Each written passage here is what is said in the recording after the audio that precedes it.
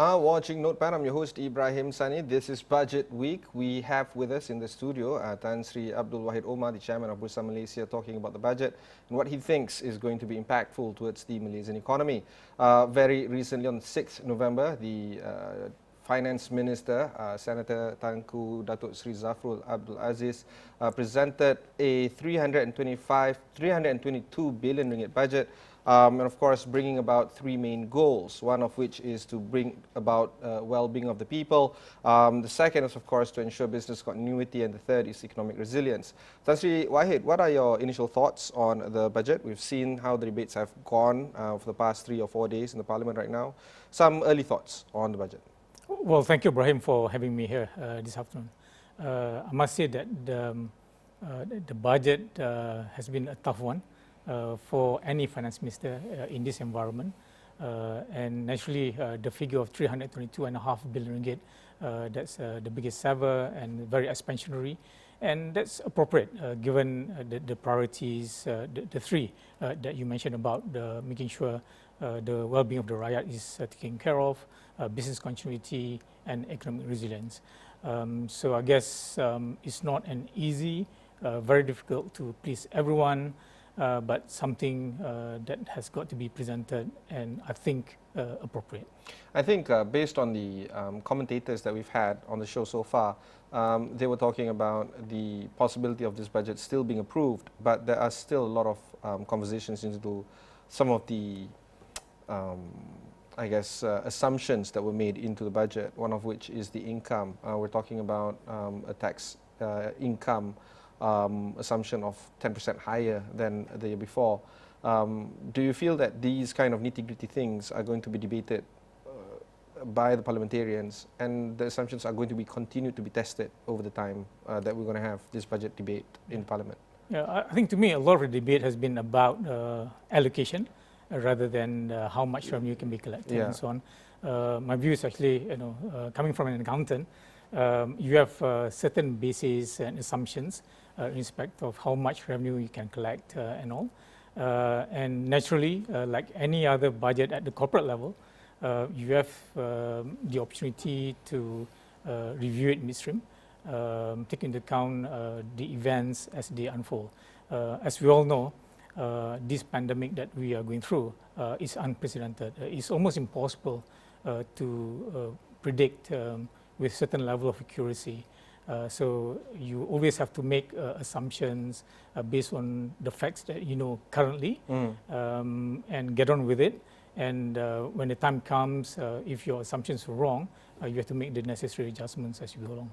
Yeah, the biggest challenges that the government is doing right now is, of course, navigating through an unprecedented time, yes, as you alluded to earlier. And because of unprecedented time, it does bring about unprecedented measures. Situations like allowing EPF members or KWSP members to allow themselves to be withdrawn from account one. I mean, the whole idea of having account one is sacrosanct. That's something that we should, cherish and treasure and hold until we hit a certain age. What is your personal view on this in terms of, these unprecedented measures, such as dipping your little fingers into account one? Yeah, I must say I'm actually with the people at EPF in terms of the need to make sure that we have adequate savings for our retirees. And based on current statistics, majority of them had less than 50,000 ringgit, and that's not a lot given the life expectancy at around 77 years for female and 73 for male. And so that means that between the age of 60 and 75, so you have a good 15-20 years to live, and with 50,000 under most circumstances it is not adequate. We are fortunate that we have this extended family concept where typically children will look after their parents and so on. But as we progress, that dynamics may change. So I think the idea would be, in an ideal situation, you wouldn't want to touch that retirement savings until the time comes. But having said that, I think it is important for us to take into account that some people, they have more pressing needs today. and it's about survival today rather than for tomorrow. And I think this is where perhaps an ideal middle solution has arrived in the form of allowing people who are affected by this pandemic to withdraw not one lump sum, but 500 ringgit a month over the next 12 months, so that you can help them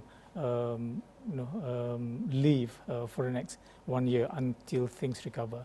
Yeah, it's a very difficult dilemma to go through. Indeed. But let's take a look into some of the Rakyat's, I guess, benefits coming in from the budget. We've seen some fiscal measures being put in place, but a lot more cash allocation, cash allotment, as well as rebates in terms of cash incentives being introduced, specifically targeting the B40 and M40 group. Do you feel that more cash allocations such as this, in fact, to be frank, this is budget number 3 or number 4. There have been mini budgets that have been introduced by Tengku Zafrul along the way, along the years, along this year. The Prihatin budget, the Laksana programs that are currently being carried out. Do you feel that some of the allocations that have been given to the Rakyat in terms of tax allocation 1%, increasing excise duty for cigarettes, for instance, by 10%, those kind of stuff, it could actually help and navigate people manage their wallet better in the months to come? Yeah, so obviously whatever money that can be distributed to the people will help. So I think the Bantuan Prihatin Negara, so that will help. I think up to 1,800 ringgit for a family with a few children, and the tax reduction for income bands between 50,000 and 70,000, for example. So that will help, although that will only amount to about 200 ringgit. 200 ringgit, yeah, but if you're on the 70,000. Yeah, every single ringgit will count.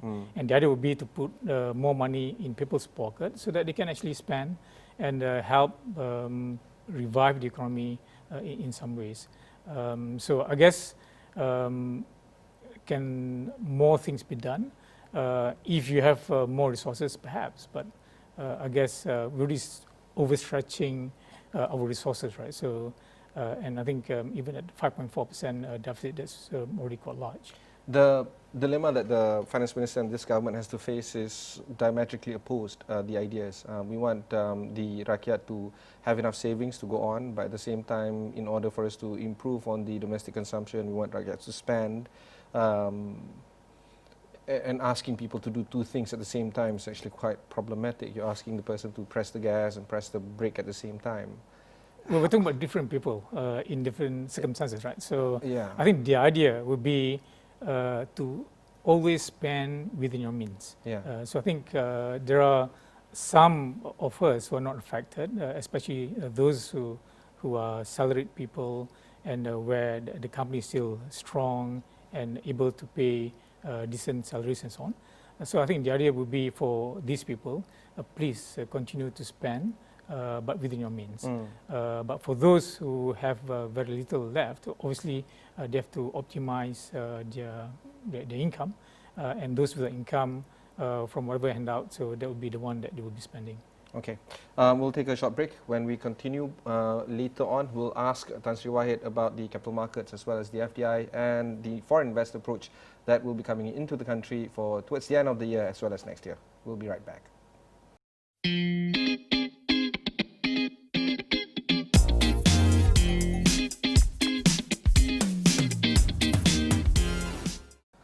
Thanks for staying on with us. FDI, of course, is a big deal for us to be discussing. So I have with me Tan Sri Wahid, the Chairman of Bursa Malaysia, talking about the budget as well as what the government's efforts are and perhaps the private sector on how they try to attract the investors. We've seen how the foreign outflows have been steady for the past few years. It's been going out. But that is a global trend. And we are faced against our competitors, Vietnam, Indonesia, Singapore. It's a very tough market to be in, a very lucrative market, albeit, but it's a very tough environment to be in right now. Do you feel that investors right now are quite excited to enter the private sector, quite excited to enter the capital market space when we talk about Malaysia for 2021? What's your opinion on that? Well, we're talking about two different things here. One is FDI, the other one is actually funds flow into the capital market. For FDI, the economy has now been mainly driven by private investments as opposed to public investments, and within that, the private investments is about 70% FDI. It's about 70% domestic and 30% FDI. So the idea would be to not just focus on FDI, but to also focus on domestic direct investment as well. So I think in that context, the role of MIDA, together with all the agencies, will have to be better coordinated and more targeted, I would say, in terms of which industry and even which country the investors would originate from. In respect of the capital market, naturally, they move from one market to another. When there's a crisis, typically there's a movement back to safety, so to speak, away from emerging markets. But as things recover in 2021, typically we can expect some of these monies coming back to emerging markets. So for the Malaysian capital market this year, we have seen some 23 billion ringgit foreign investors fleeing the market, so to speak. But we are fortunate in the sense that that slack is taken up by local retail investors. There's about 12 billion ringgit, and then another 11 billion ringgit by our domestic institutional investors. So I think we are fortunate there is such a domestic liquidity to absorb that slack. But to me, at the end of the day, as the broader economy recovers, as our listed issuers, our companies perform better in 2021 relative to 2020, the investors will come back eventually. Speaking about listed equities right now, one sector has been doing fairly well, tremendously well, and there were talks that there would be some sort of windfall tax. And while we saw a 400 million contribution from 4 rubber maker companies, glove making companies, it is a pseudo windfall tax, as I would call it. I always look at the effect rather than the form. And this is something that has been debated about during the budget night, but that seems to be, left unattended over the past few days. But kudos to that particular sector, but other sectors might seem troubled by this year's corporate income earnings, and it probably might need some time for them to recover. And because of this, do you feel that, what would be some of the messages that you have for investors looking at other sectors, not just the a super abnormal one, but all the other sectors within the listed Bursa Malaysia? We're looking at construction, we're looking at technology, we're looking at semiconductor, we're looking at all this other stuff, retail. What would be some of the ideas that you want to share with investors right now when they try to assess which sector to enter and invest in? Right. Ibrahim, if I may, in the first place, during times when governments need more revenue, a typical approach would be to look at whether there are taxes that can be raised. So the fact remains that there's no increase in taxes generally. So that's a good start for the corporate sector. And specific to industries like the glove makers, for example, there have been calls for windfall tax to be imposed on them, just like what we did for the IPPs and yes. For the oil palm sector previously. But I guess they were fortunate that with that 400 million ringgit contribution, they've been spared with the windfall tax. I think in the scheme of things, if you look at the profit estimation of most research houses, 400 million ringgit represents less than 2% of the total profits expected. So I think it's a good outcome, I would say, for the glove makers. Whilst at the same time, the government does get some help of 400 million ringgit to help the relevant people affected by COVID-19. Yeah. I think beyond glove makers, obviously the tech IT companies are major beneficiaries of the current environment. And as we move forward, as we roll out the broadband infrastructure with Jendela project, I would expect the telcos who are growing their digital business to benefit further in this environment. So I think my view is actually it's a difficult environment to begin with.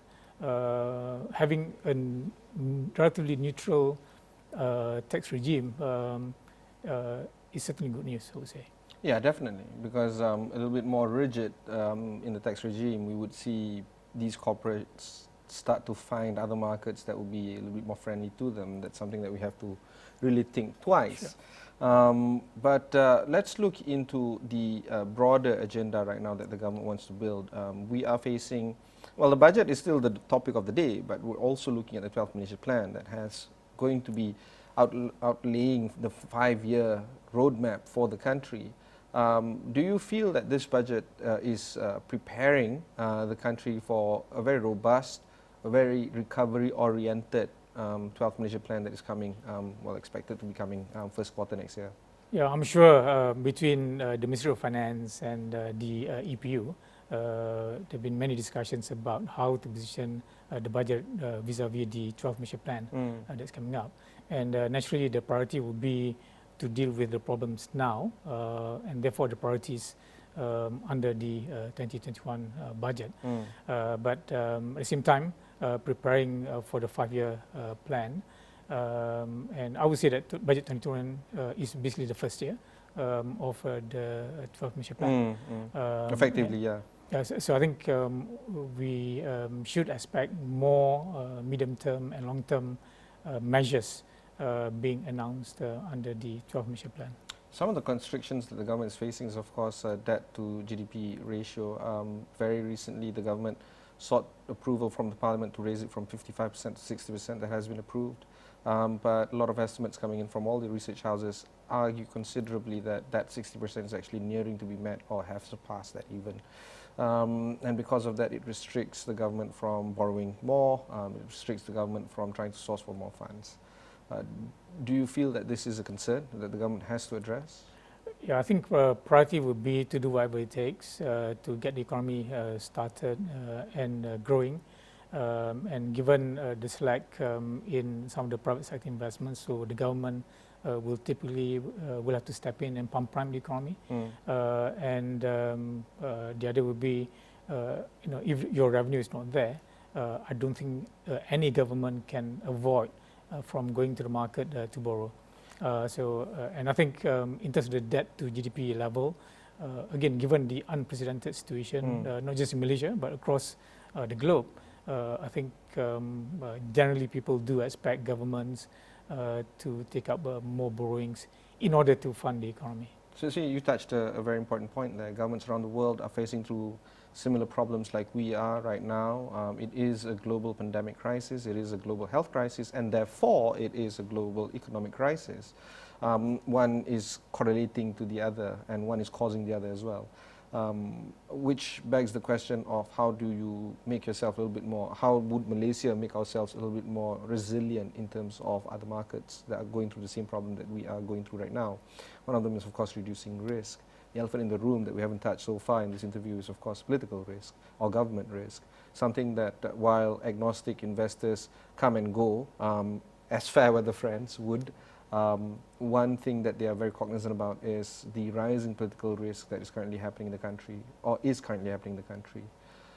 What is your view on the current political risk of the country right now? Yeah, before I answer that, if I may, Ibrahim, Malaysia has always adopted this policy of diversity in terms of the structure of the economy, in terms of the markets that we trade with, so that we will not be over-dependent on any particular industry or country or commodities for that matter. And I think over time, yes, we'll be impacted, but at least because we have multiple sources based on that diversification strategy, the impact will be less compared to a situation where if we have a certain over-concentration towards any particular sector or country or economy, sector of the economy. Yeah.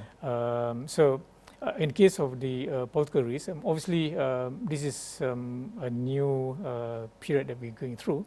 But I guess we will have to take it in our stride and the other would be after, with the call for unity currently for all parties to support the budget and get the economy going for a moment. Once things stabilize, go back to the people for elections. And I think as long as things are done in an orderly manner, I think people will not be overly concerned in that respect. And I think one thing which we all fortunate in the sense that where Malaysia is different from many other countries, notwithstanding the change in government back in 2018, and notwithstanding the change again in government in March this year, things remain peaceful. So you don't see. It can get very violent on Facebook, though. But yes, I so see what you mean. I think generally people are civilized. There's no, no riots, nothing on the streets and so on. And I think Alhamdulillah, and I think that's something which we should be thankful for in that sense. No, absolutely. People tend to forget that change of government does bring about, while there's a lot of uncertainty in the markets, there is calmness on the streets, which brings about that last and final point of how do you feel COVID-19 is going to be resolved. I know this, you're coming wearing your chairman hat of Bursa, but I mean, as a regular rakyat, we've seen some news of some vaccine trials doing well. Also, some companies might benefit a lot if they do get themselves FDA approved and market their vaccines out into the various markets. Malaysia is already white flagging ourselves. We are ready to accept trial vaccine right now. How do you feel this will pan out, in your opinion? Well, the good thing is that there are many initiatives and vaccines which are at the stage 3 level, and it is our hope that we'll not be relying on only one source for the vaccines. So as we have multiple vaccines available in the market, and that will become more accessible to all countries in the world. Even as we speak, I think just reading some report that the one announced by Pfizer, for example, apparently they're able to produce 50 million portions for this year, and 10 million supposedly earmarked for UK and another 40 million for US, and therefore not very much left for other countries for this year. But I think as we get more and more producers coming out with more reliable vaccines, and some of them will actually get our way. And vaccine is obviously one major part of the solution, but pending the arrival of the vaccine, I think it's very important for us to continue to contain the spread of the virus and try to come up with a very balanced approach. Because you've seen how national lockdowns can cripple the economy significantly. So if you look at the second quarter, we saw the 17.1% decline in GDP. And Alhamdulillah, things recovered in the third quarter. We'll know the figure at the end of this week. But as we get into the lockdown in November and December, I fear that the impact will be quite severe. So I think it's important for us over the next few weeks to come up with a more targeted solution so that we can help to some extent revive the economy. I was at a hotel yesterday at lunchtime, and unfortunately, I was having a meeting with someone. We were the only patron. You have a whole hotel to yourselves. Yeah, from 12 to 1:30 at that point in time. So I don't think we can continue like this for too long. So we do need to get the economy moving so that businesses can stay afloat and people can continue to be employed. What are your final thoughts on all this? Well, in the first place, perhaps for us at Bursa, we've been fortunate because with the current crisis, we've been able to get many investors coming on board. We've seen how in the first 9 months, our average daily value increase double from just under 2 billion ringgit per day to 4 billion ringgit. and alhamdulillah, that's hopefully continuing. We've been wanting to get more retail investors into the market. Alhamdulillah, they are now on board. We've been wanting to get more online broking. So alhamdulillah, again, about 45% of trades are now done online. And that's resulted in our market staying relatively resilient. And for Bursa, as a public listed company, also generating reasonable returns for our investors. So I think as we move forward, the challenge will be how to make it sustainable. And we believe that with all the measures, the advocacy that we're doing to the public, and with our public listed companies continuing to perform, one day we believe that other investors will come back. So it is important for us to remain focused, do what we can within our circle of influence, be positive, be constructive, and I think inshallah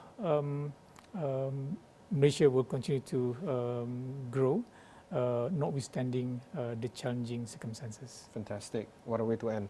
That was our conversation with Tan Sri Abdul Wahid Omar, the chairman of Bursa Malaysia. If you've missed any part of this interview, just head on to Astro AWANI, look for Notepad over there. There's plenty of interviews like this that can be found there. Also, this interview is available at Bursa Malaysia. Go to their websites as well as their resources to find out more about these kind of advocacy programs for investors there as well. Till then, thanks very much for watching and goodbye.